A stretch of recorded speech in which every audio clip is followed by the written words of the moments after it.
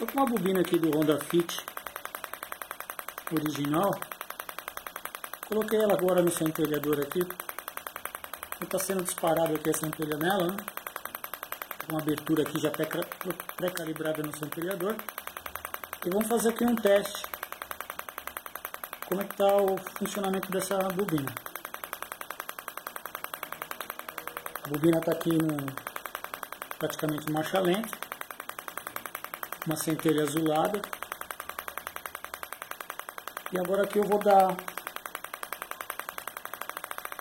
velocidade na bobina.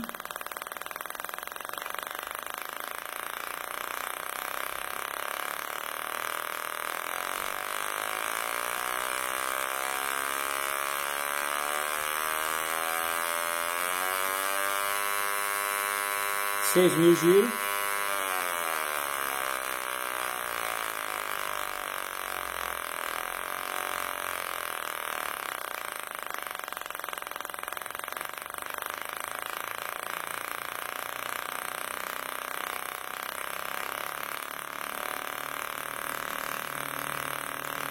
Uns 2.500 giros. Aparentemente parece que ela está normal, mas agora um pequeno detalhe aqui, ó.